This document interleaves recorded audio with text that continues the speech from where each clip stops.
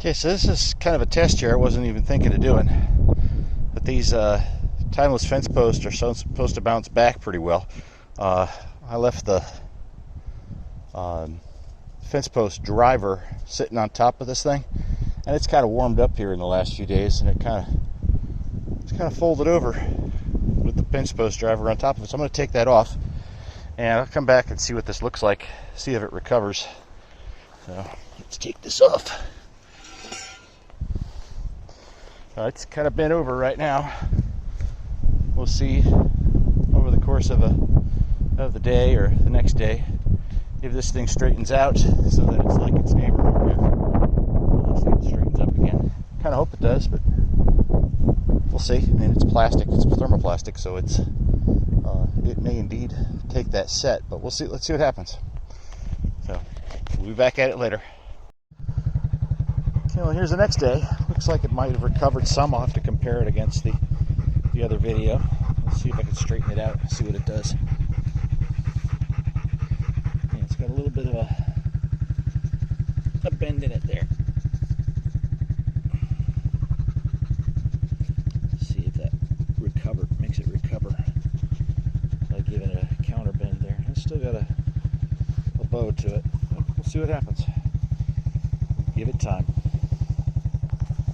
Won't we, Cash? Yeah.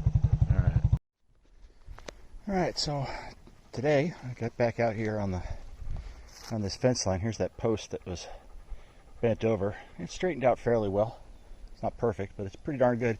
This is the area that was that solid wall of brush.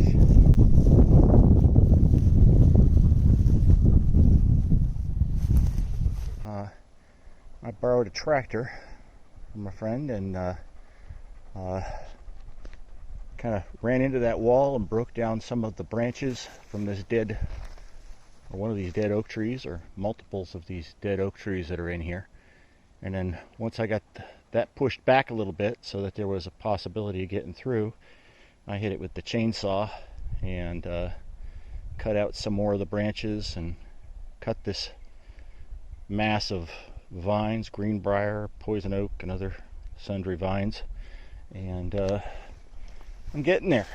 You can actually walk into this little glade back here now, which was completely blocked off from this direction before. We could always get in over that way.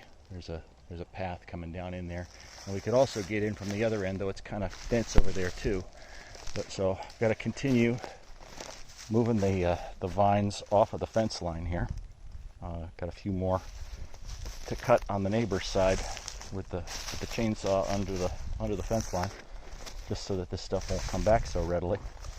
And then I've got to clear out some more dead branches and another, what is that? 1, 2, 3, 4, 5, 6 fence posts, about 8 feet apart. Got to clear out the brush through there to be able to get the fence line continued over that way. I've been working on this section of fence line here for a few days now, after waiting a few weeks for it to get hot out, of course. This is that fence post that was bent over, and I guess it's always going to have a little bit of a bend, but it's not bad. It'll hold the wire. So I've got this whole section through here cleared out pretty well.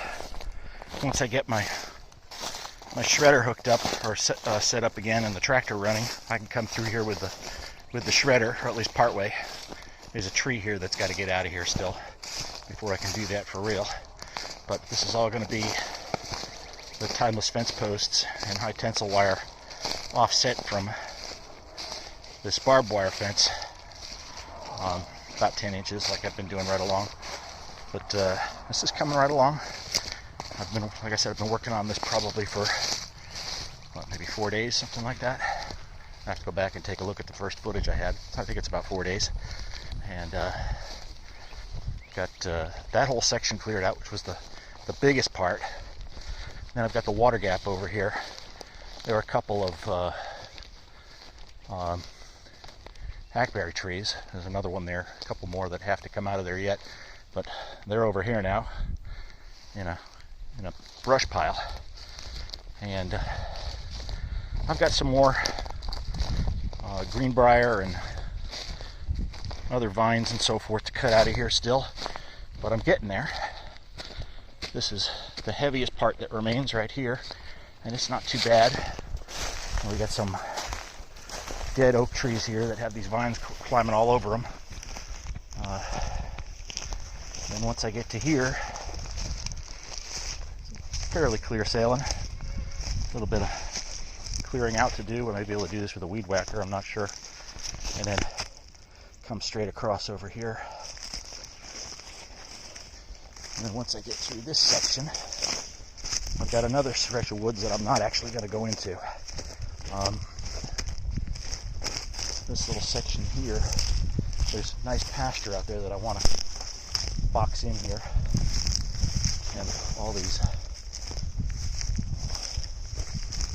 brush in here that if we end up getting some goats or sheep, I'd like them to take care of rather than me.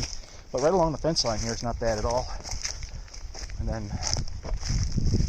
like I said, there's another section here that's really dense, and it's also the area that's where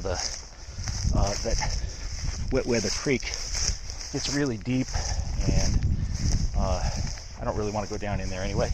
So all this area here I'll capture, and then I guess we're going to have some guys come that do firewood cutting to do some of these big oak trees, and that'll clear out a little bit more area here. But I really want to come around here. You can see the gully there from where the creek goes in here, and so I really want to go around this area and leave this as an undisturbed creek bottom. Don't need the cattle getting down in there and disturbing that any more than needed.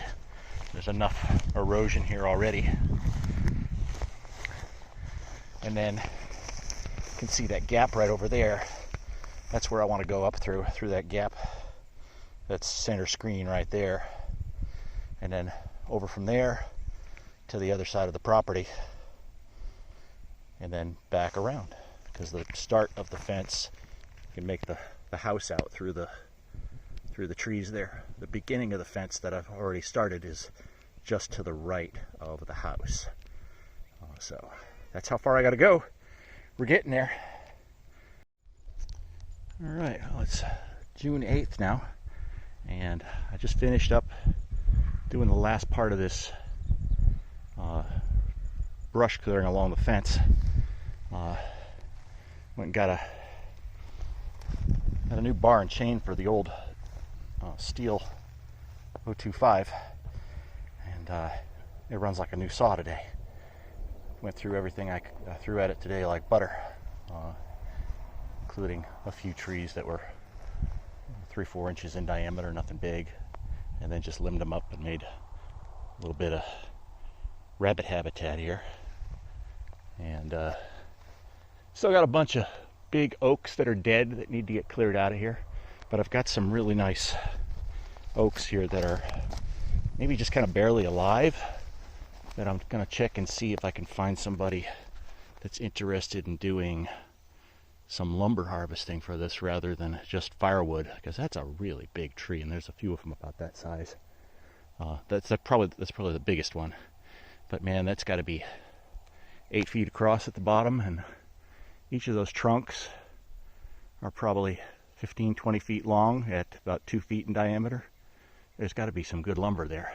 So I'm going to put a call out and see if there's anybody that's interested in harvesting those first and maybe paying me something for them, rather than just getting the firewood guys to come and do the clearing for the value of the firewood.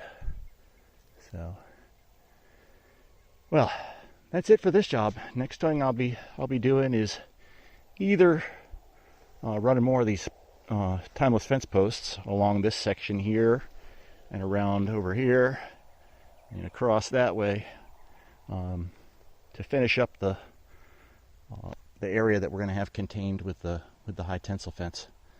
So, or the other thing I'll be doing is continuing to work on the water distribution. I went and got a couple more rolls of 3/4 inch poly. Got another 800 feet of that to lay out, and I've ordered some more of the Plasson Quick 10X. So I should be able to have maybe 8 or 10 of those watering points out on this pasture. So should be able to get water to the cows wherever I put them out on this 18 acres or so I've got out here in this area. So I guess that's it for today. Bye.